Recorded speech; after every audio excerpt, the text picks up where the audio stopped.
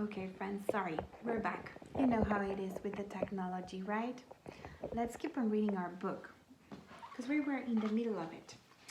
So they found soon that they had three kinds of critters that they arrived. Let's They have the good critters, the bad, and the ugly. But let's start with the worst part. It was pretty sad day when the aphids arrived. I don't know what's aphids.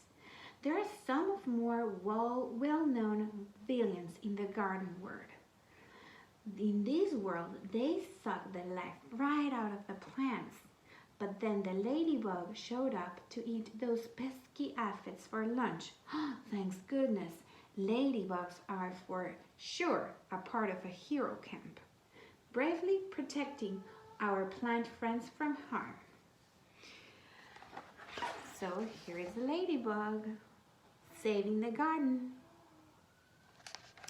And we've got to tell you about earthworms. They're like a secret agent. See? They're the secret agents of the garden because they eat all of the dead things that we don't want.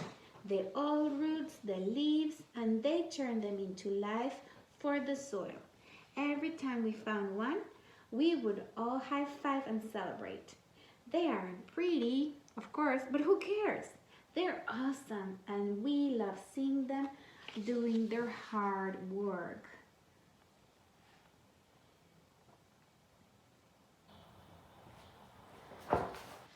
We realized pretty quickly that we need to keep the weeds out. They are the true bullies of the garden. Weeds try to steal water, sunlight, and nutrients from our fruits and veggies. It's our job to make sure those little rascals don't take over. So here they are, cleaning the garden. If we ignore the garden for too long, the weeds run wild and hurt our beloved plants. It's so much easier to do just a little bit every day. So here they are fighting the weeds so they don't take over.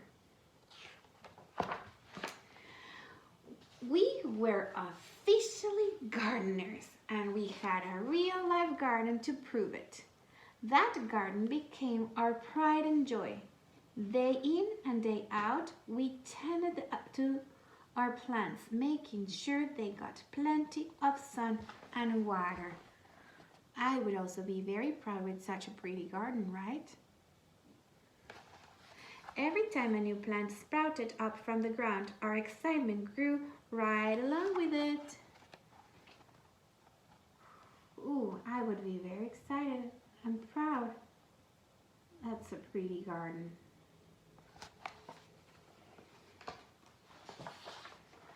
As time passed, our garden grew bigger, and so did our family. When our garden was finally in full bloom and growing tall, we had run through the aisles and watched the butterflies flutter around us. That's very beautiful.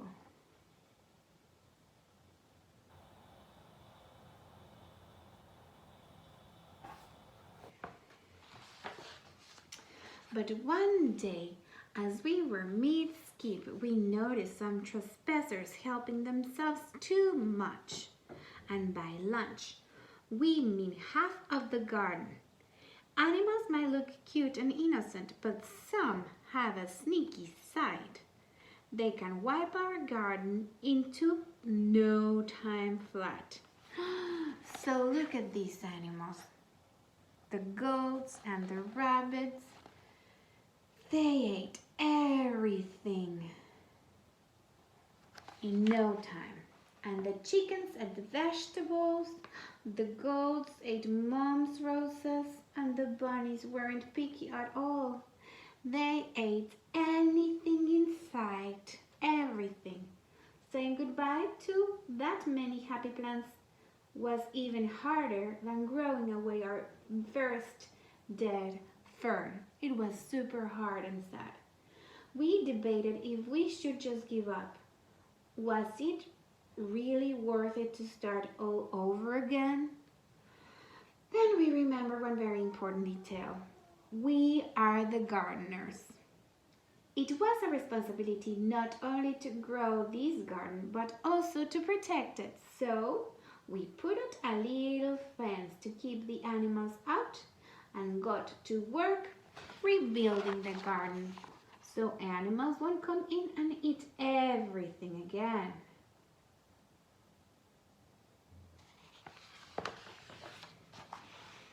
It didn't take long to get our plants and flowers growing all tall again. To this day, our favorite days are when we get to the garden to gather the fruits of our labor. Mom loves to set the table with pretty flowers and every color you can imagine, and we help her dream up recipes for the food we have grown. Sometimes when we see all of the beauty laid out, we can't believe our hands helped bringing it to life, and it makes all the hard work worth it. It's what keeps us coming back day after day and season after season. So that's the Gaines family, eating in their garden whatever they grew, like the carrots and the tomatoes and the lettuce. They even made a pie right here. Probably with some strawberries. That's a very nice picture of family of the gardeners, right? We still keep that little fern on the piano to remind us of our small beginnings.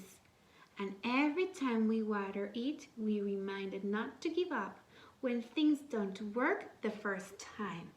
Because the thing is, whether one potted fern dies or half of the garden is wiped out by little critters, every failure or setback teaches us something.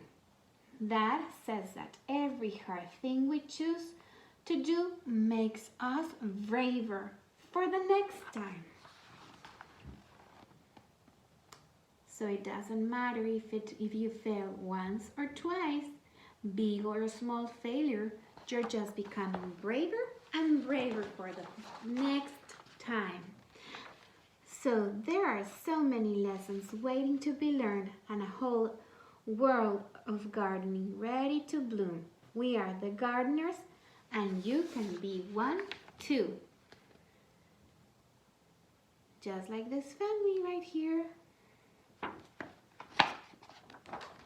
The end. I hope you got to enjoy this story as much as I did. Because we can all grow, not a big garden maybe, but just a couple of things at home. I know some of you have been growing beans. And as you can see, I love flowers. So I hope you enjoyed this book about flowers and growing gardens. See you next time.